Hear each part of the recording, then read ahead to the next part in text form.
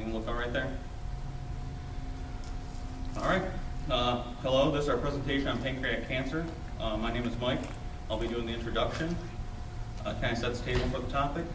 Then Davis will discuss the background. Next will be Dee, and she'll come up and talk about the diagnosis of pancreatic cancer. After which Shelby will come up and she'll talk about treatment. Then Dee will come back up and comment on the impact on public health. And finally, Brad will come up and talk about what lies ahead concerning pancreatic cancer and touch on some key points.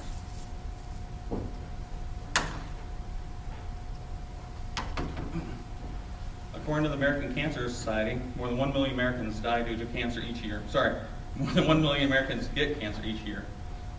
A man's lifetime risk of developing cancer is about 44%, with 23% of all males dying of some sort of cancer. Women's risks are slightly lower, with 38% of women developing some sort of cancer in their lifetime, and only 19% actually dying of some sort of cancer.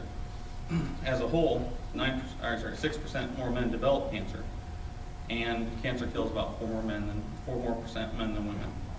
64% of cancer survivors were diagnosed 5 or more years ago, with 46% of all survivors being 70 years of age or older, which makes sense since cancer strikes. The older you are, the greater your chance of getting cancer is.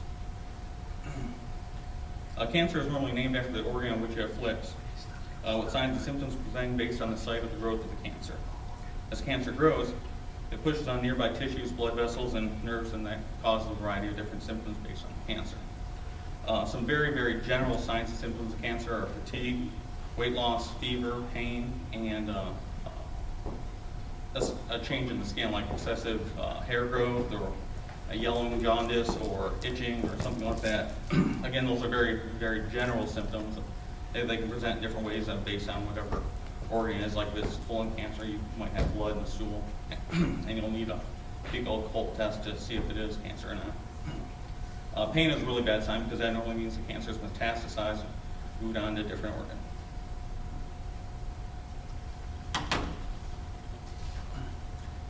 Tumors from cancer can be benign or malignant. With the tumor being benign, it's not really a cancer. It's not growing, it can be cut out, and with minimal risk of it returning. And it's not really so dangerous. Malignant tumors are still growing and looking to invade other parts of the body. They can come back if removed and pose a very serious health risk. The human body is made up of trillions of cells, and those cells start to grow out of control. One of the cells mutates, and then the DNA changes, and the cell just keeps replicating that damaged DNA. And what it is that cell loses its programmed apoptosis, which is just programmed cell death. And so that they just keep growing out of control, and that causes formation of tumors.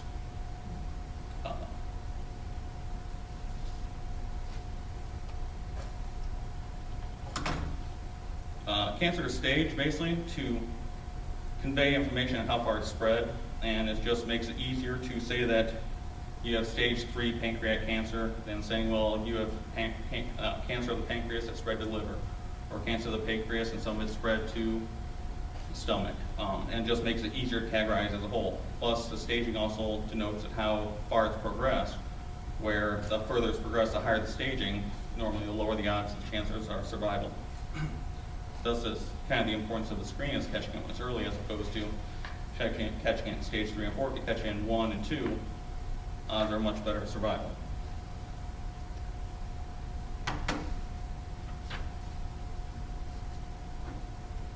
Oh, there were the pancreas slide. I knew we missed one. The pancreas is basically roughly a tadpole-shaped organ, and it has a head, which is the thicker part, and that tapers a little bit, and that's the body, and that tapers further down, that's the tail part of it. It's about 6 inches long, 2 inches wide, located just below the stomach in the upper abdomen and right next to the small intestine. It plays a role in the digestive system as well as being part of the endocrine system. The endocrine function produces pancreatic juices, which go down the pancreatic duct and they dump into the duodenum. And the pancreatic juices are basically enzymes: amylase, which helps digest carbs, protease, which helps digest proteins, and lipase, which helps to dissolve fats. But also there's bile that gets dumped in there too that breaks down the bigger fats, and so it makes it easier for the lipase to break it down once it's broken into smaller pieces like that. It's also part of the endocrine system, where the pancreas produces insulin to tell the body where to store sugar that's in the blood, and also produces glucagon to message that glycogen needs converted to glucose and returned to the bloodstream. Now that you know the basic cancer, tumors, staging, function, and the role of the pancreas, Brad Davis will handle the background.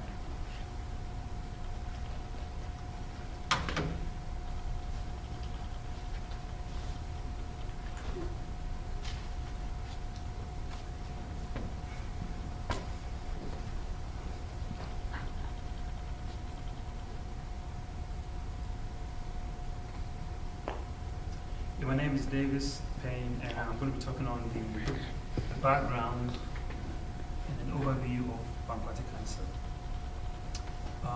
It is a very deadly disease, and I just want to start with the actual organ, which is the pancreas. And the pancreas is made up of two portions.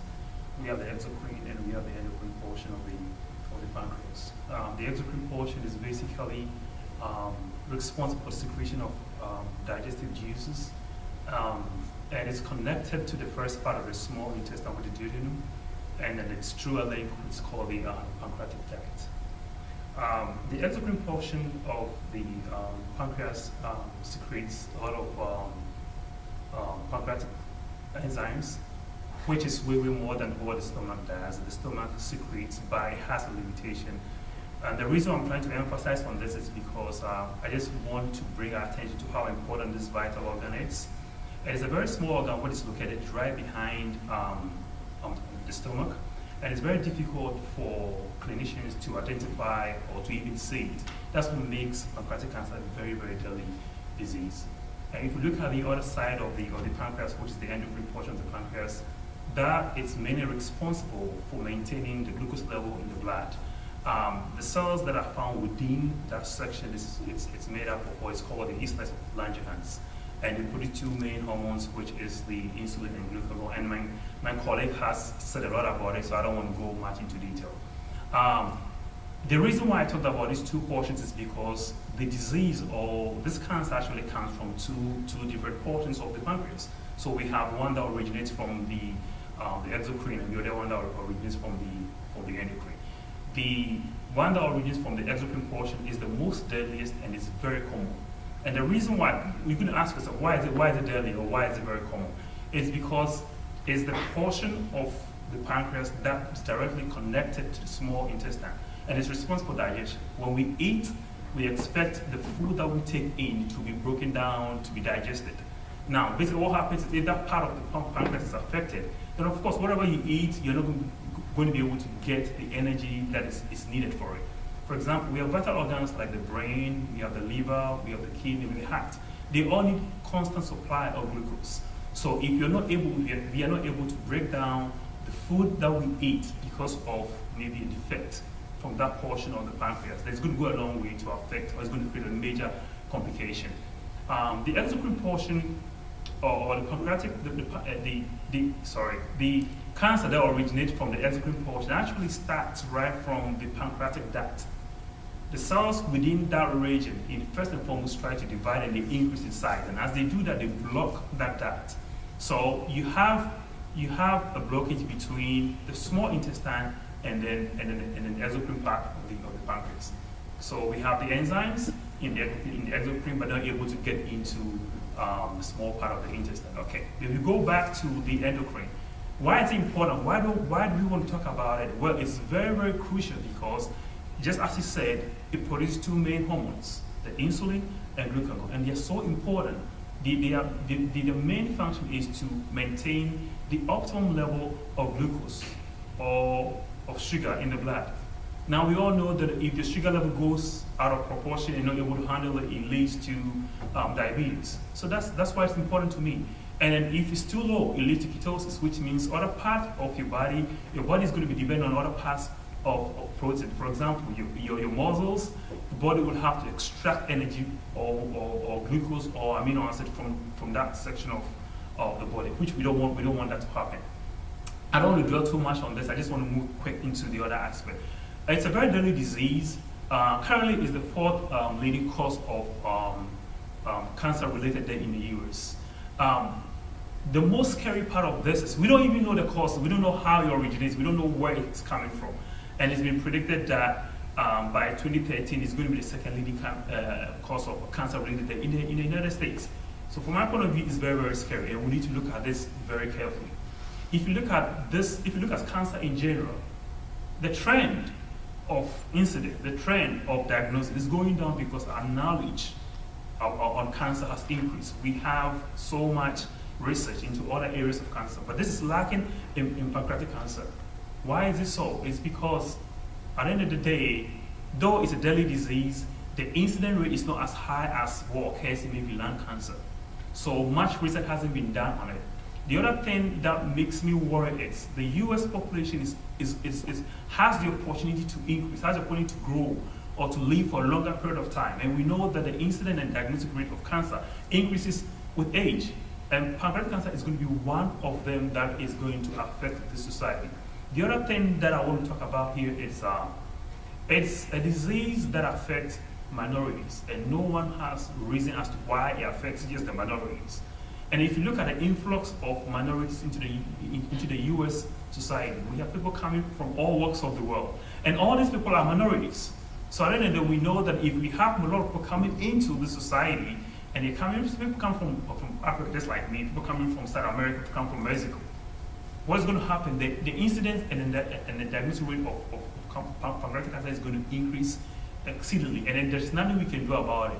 The other fact that I want to talk about is we haven't spent so much time or enough research on this disease. At the end of the day, it's an acute disease that gets you within 3-4 months, you are gone. So I strongly believe that if we spend enough time on this, it will go a long way to help the society. The other thing I want to talk about is it's dangerous because it's very difficult to see the initial state of this disease. It comes with no signs. It comes with no symptoms. Other diseases shows at the early stages. This doesn't show anything at the initial stages. The only time the patient experiences symptoms is when the disease has gone into the final stage.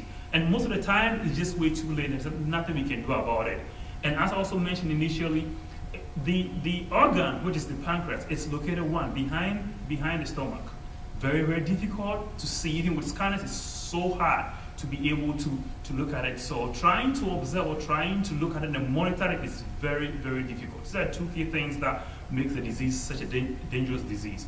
The other thing I want to talk about is at the final stage of the disease, there are other complications that comes with it. One is jaundice. And as I said initially, the exocrine portion of this of the pancreas, or the disease that originates from the exocrine portion, starts from the pancreatic duct. The pancreatic duct is connected to the bile, the pancreatic bile. The bile originates from the gallbladder, and they both get into the duodenum. At the final stage of the disease, both the bile duct and the pancreatic duct are both blocked. So the individual is deprived of bile, and when they're deprived of bile, basically leads to jaundice.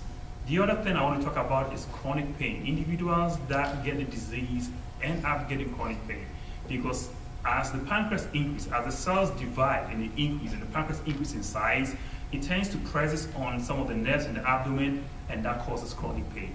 And another thing I also want to talk about is it causes obstruction of the small intestine, because we all know that the pancreas is behind the stomach and it's close to the small intestine. So as it increases, it presses on the duodenum, and as it presses on the duodenum, it sort of increases the obstruction. And the final thing I want to talk about is prevention. We don't have a cure for this disease, but what we have is prevention. What can we do to prevent? Healthy lifestyle. We want to make sure that we have healthy eating, and we want to make sure that we are physically active. Thank you. That's my presentation.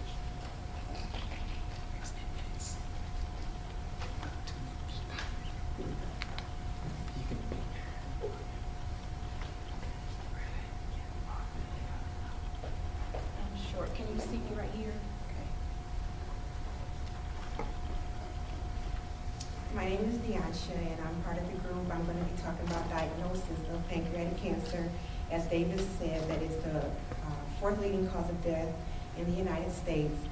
And also, as David said, it's hard to diagnose pancreatic cancer because of the way the disease presents itself. Usually by the time a person comes into the hospital, you want me to grab that? Might want to advance the slides. Sure. by the time a person comes to the hospital or seeks medical help, they are usually jaundiced that's the yellowish coloration of the skin, and that's because of the black ducts in the pancreas, and then also because of the severe pain. Usually people come in and the first symptom that they complain about is severe pain, and that's due to the increasing in the size of the pancreas and also the causes that it affects on the small intestine. And what happens is when the pain gets to be severe and the jaundice gets to be severe, they come in, and usually the first diagnosis is done with ultrasound. Sorry.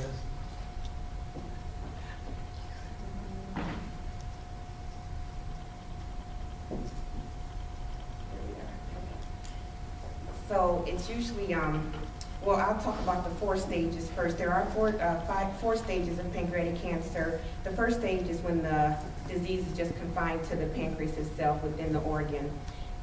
Second stage of pancreatic cancer is when the disease spreads to other nearby tissues and organs. The third stage of pancreatic cancer is starting to become involved with major blood vessels. This is when the disease becomes really severe. People experience lots of symptoms, lots of pain, and with the major blood vessels being involved, sometimes you get a lot of tissue necrosis because, of course, blood vessels are what carries our oxygen to our tissues, and when these are blocked by the diseased tissue, then we lose blood supply to major vessels and organs. And the 4th stage of cancer, which usually is pretty much impending death, is the spread of the disease into distant sites beyond the pancreas, which can include the liver, lungs, brain, and any other tissue that may be outside of the abdominal walls. And what I was going to talk about was the diagnosis as far as usually people come in with pain, and the first test that most clinicians perform is an ultrasound. That's just a basic ultrasound that's done, it's not invasive. They just take a little bit of ultrasound jelly over your belly, look for the tissue, look for the source of the pain. This usually does not actually diagnose pancreatic cancer. Usually they have to go further. This is just kind of to,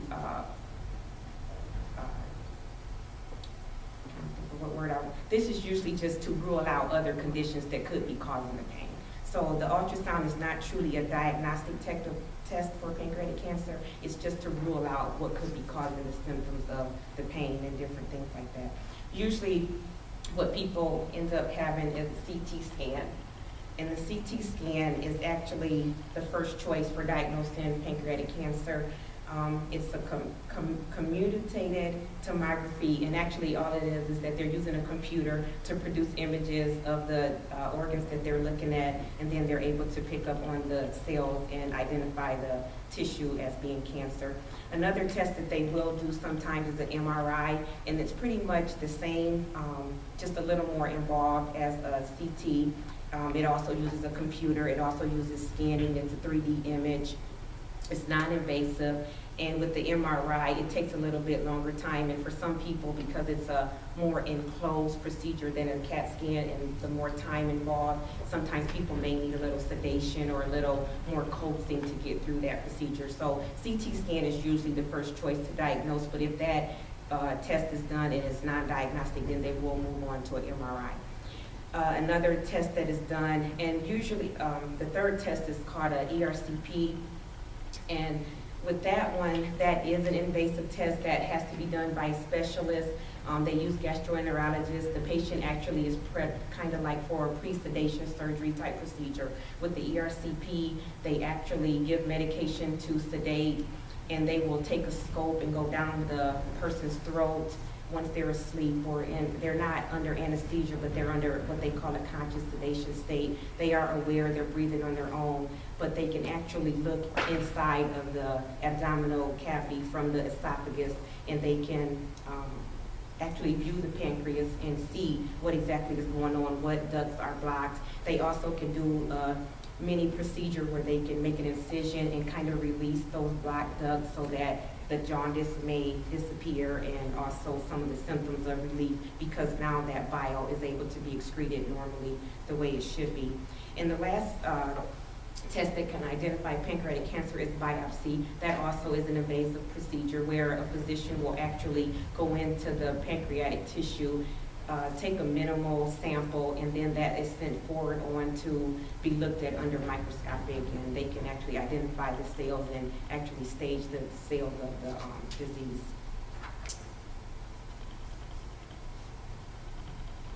And also, I just briefly threw this in here just to talk about, as we talked about, the pancreas has the endocrine and exocrine parts, and just to point out that the endocrine tumors usually only make up about 5% of pancreatic cancer when it's diagnosed. Most of pancreatic cancer is due to inflammatory conditions, and the inflammatory conditions can be caused by a variety of common causes. Most of these include, but are not limited to, smoking, alcohol, gallstones, toxins in the body, hyperlipidemia, which is actually too much fat in the blood, and then trauma, of course. You can always have increased inflammation from a traumatic event that may attribute to the idiopathic cause of cancer. And that's it. Shelby's going to come up and talk about treatment.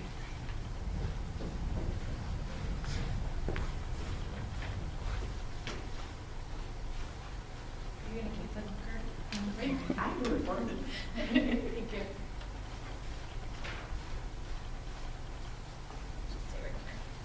Okay, my name is Shelby Hale, and I'm going to be discussing treatment options for pancreatic cancer.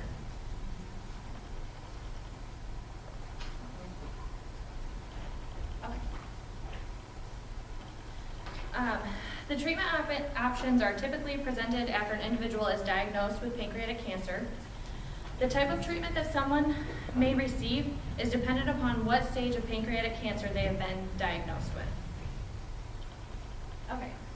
Stages 1 through 2B are typically treated with a standard resection.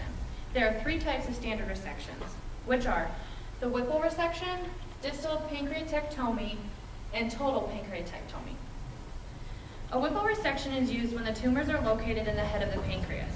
During this procedure, the head of the pancreas, duodenum, part of the bile duct, surrounding lymph nodes, and potentially parts of the stomach are removed. Necessary structures that are left are reconnected and then reconstructed. The pylorus head is most typically preserved during this procedure because it reduces operation time and blood flow. An important step during reconstruction is the creation of the pancreatic anastomosis. It is important for this to be standardized across all physicians' procedures as a way to keep fistula rates low. It is very important actually for all the reconstruction procedures to be standardized to reduce any post-surgical complications. A distal pancreatectomy is a standard procedure that is used to remove tumors in the body or tail of the pancreas. This procedure usually includes a splenectomy. During this procedure, the bottom half of the pancreas is removed. Tumors that are located above or to the left of the superior mesenteric vein are also suitable for this procedure. To prevent leakage of pancreatic juice in the area of the pancreas that was just cut, that area is sutured. Fistula development is currently an ongoing problem after this type of resection, and the rates are between 12 and 40%. A total pancreatectomy is a resection in which the entire pancreas is removed. This procedure is normally performed as a 2-part procedure with the initial head resection followed by a distal resection. Total pancreatectomies are associated with a lot of, post-surgical problems, such as metabolic abnormalities like glucose control, malabsorption issues, and decreases in quality of life. After a standard resection surgical procedure is done, typically adjuvant chemotherapy or radiotherapy is used, and this is actually pretty commonly recommended for all pancreatic cancer patients. Oops.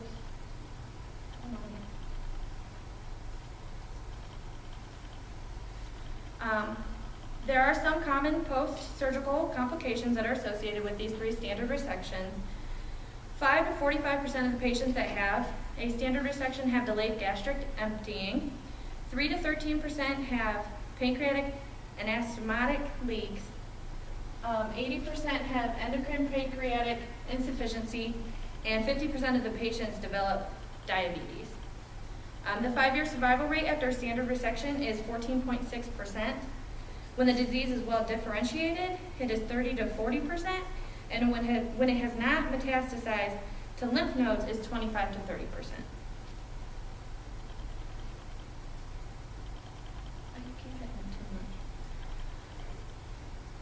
Stages 2A to 2B are sometimes considered borderline resectable. These cancer stages can receive neoadjuvant therapy or in combination radiotherapy. This treatment method is still under a lot of consideration and is going through a lot of trials by a lot of professionals. It's not totally widely accepted. It's typically when gemcitabine is combined with 50 to 60 grays of radiation over a 6-week course. It is then followed up by 4 to 6 week intervals that are done to await downsizing of the tumors. Restaging after the therapy can occur, and a lot of times is with surgical exploration, such as venous resections of the hepatic portal or superior mesenteric vein. There are the common side effects associated with chemo and radiation, as are with many other cancers, such as diarrhea, nausea, vomiting, dermatitis, and myelosuppression.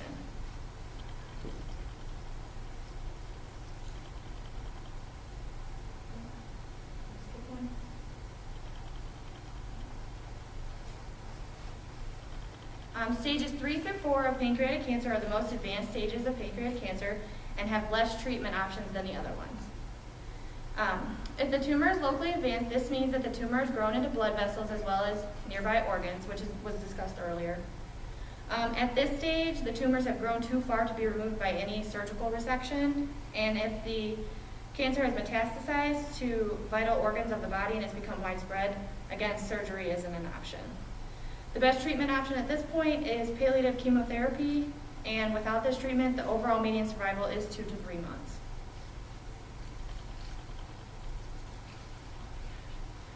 Recurrent pancreatic cancer is possible after one of the standard resections, but a resection of the recurrent pancreatic cancer is very rare and is only done in certain patients.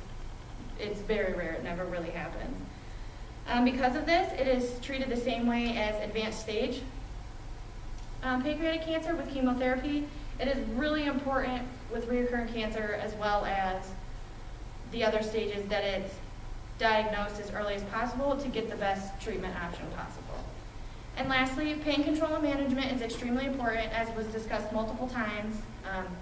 Chronic and severe pain is very common, so it's very important throughout treatments that there is pain control and management. And that'll be it for treatment. And we'll move on to, if I can get it, I'm so sorry, the public health impact. Dee's going to come back up and talk to you. I should have just let you run it. I couldn't do it.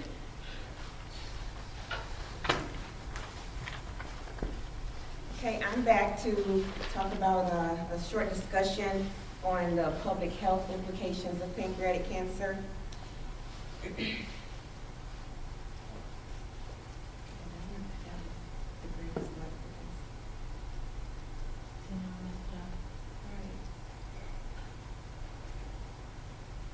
I'll step back and use the computer.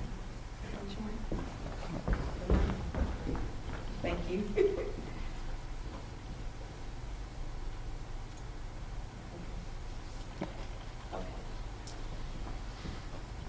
So basically with pancreatic cancer, there is a higher incidence than there is of prevalence.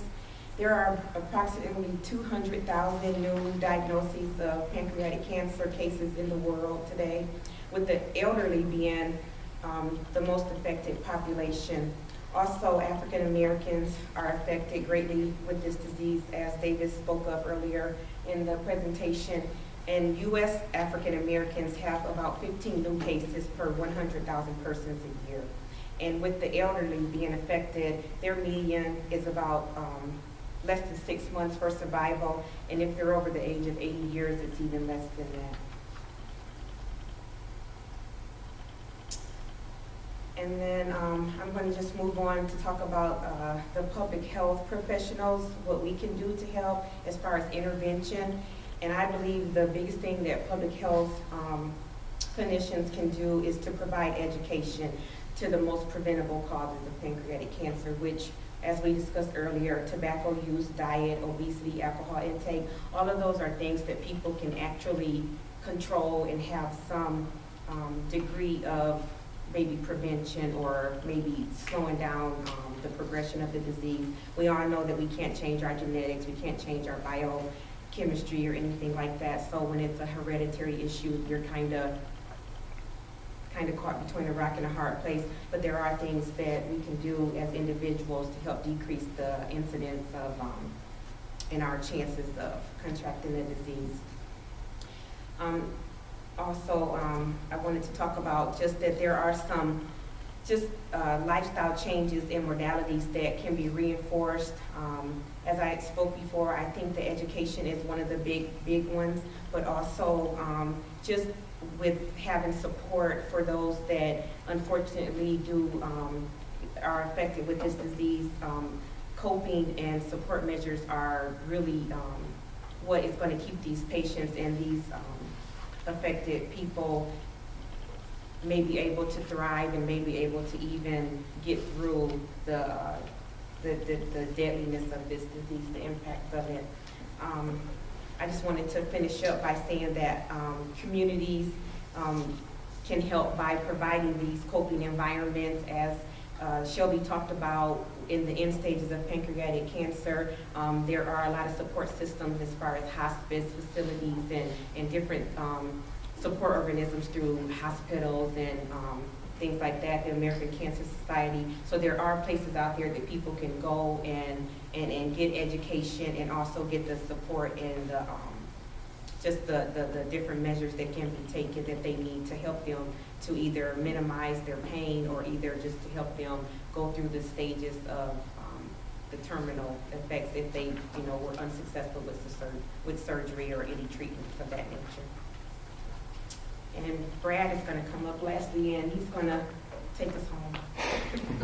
And I give you.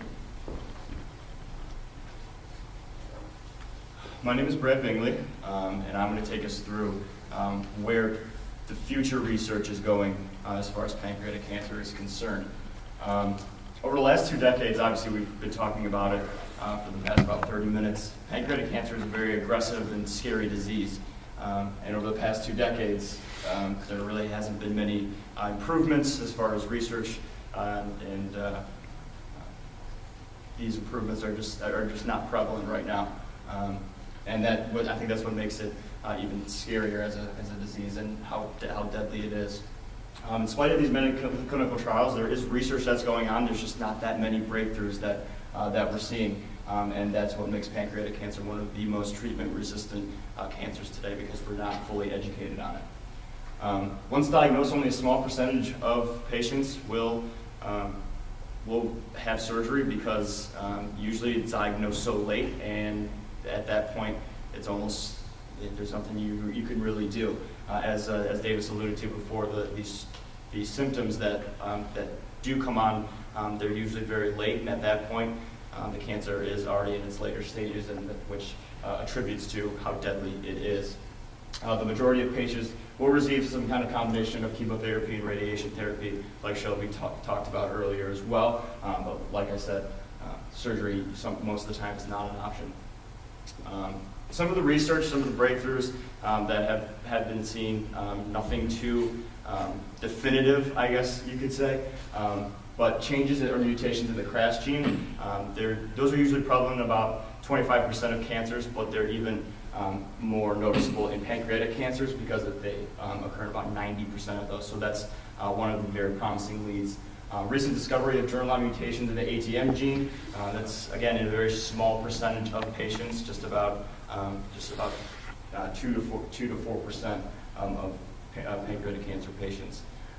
Involvement of axon guidance pathways as well has shown some unexpected molecular change in some tumors, so that's something to keep an eye on as well. But again, like I said, nothing really too definitive, no foolproof research techniques as far as on the cellular level or as of right now. Shelby talked about some of the ways that go through, Dee talked about the diagnosis and the screening techniques of an ultrasound and CT scan, but catching pancreatic cancer early is really the key to hopefully being cured of pancreatic cancer. And it's really hard to do that because of the late onset of symptoms like I touched on. So trying to catch it early as far as seeing these tumors in blood or detections in blood, urine, stool, or saliva, because those other screening techniques are really sometimes not definitive as well. So the CEA is an antigen that may be seen in some of these bodily fluids, and then CA19-9 is is a sugar that can be found in the blood as well. But again, not very definitive. Sometimes they're very, you could definitely, the results are definitive, but most of the time not. Again, like it says, not very consistent. The thing that, like I touched on before about pancreatic cancer, is its resistance to treatment and obviously late onset of symptoms and everything that we talked about. But something that I found to be kind of interesting is the body's normally functioning cells will actually congregate around the tumor in a lot of pancreatic cancers and kind of just surround it and block it off from being able to, for any anti-cancer drugs or to get to the tumor to help defeat the cancer. So maybe some of these chemotherapy drugs, they actually do work, but they just aren't physically able to get to the tumor. So that's definitely a problem. So the promising strategy that they're looking at now is breaking down that wall of normally functioning tissue so it is accessible to get in there and take out that tumor. Further research, there are over 400 clinical trials out there just trying to get those breakthroughs. It's very promising. There's a lot to learn. So I guess that's one way of looking at it. But again, in the past 2 decades, it's been very slow as far as progress is concerned. But they are out there, mostly just treatment studies, trying to improve existing techniques or even developing new anti-cancer drugs. So getting, kind of wrapping everything up here, some of the key takeaways going through the presentation. Like we talked about, pancreatic cancer is the 4th most deadly cancer in the United States, and upwards of 80% of pancreatic cancer cases are advanced stages when initially diagnosed because of the location of the pancreas, like Dave's talked about. It's tucked behind a lot of the internal organs, so it's hard to see, it's hard to detect when you may have those late onset of symptoms. The non-invasive screening techniques we talked about, the ultrasound, the very common one, the CT scan, and then the MRI as well, and then the invasive screening techniques of the ECRP, and then to actually be diagnosed and staged, the biopsy as well. Treatment of pancreatic cancer depends on the stage that you are in. Local resections, chemotherapy, and radiotherapy are also very common strategies as far as treatment is concerned. Public health coaches are very important. These public health professionals really, just like Dee said, educating people. The more you know about cancer, the more you can really help yourself as far as prevention. We don't know any cures of cancer, of pancreatic cancer, but changing your lifestyle to those healthy lifestyle behaviors definitely helps you as far as not developing cancer. Doctors can't easily detect it. There are not many effective treatments available. It's not fully understood what causes pancreatic cancer, and there's little information about actual specific prevention practices. It's just those general, eat a little healthier, increase physical activity, stop using tobacco, those things that we all are familiar with, like it says right down here. More support and funding is needed for these research breakthroughs. Obviously, there's opportunities out there with those 400 clinical trials that are available in the United States, but still, even though the research means are there, more funding and more collaboration is needed. And again, those lifestyle factors are definitely will help your chances of not developing pancreatic cancer. And I think that kind of wraps everything up. I would open it up for questions, but there's nobody in here. So thank you very much for your time. Dr. Fink, appreciate the great semester.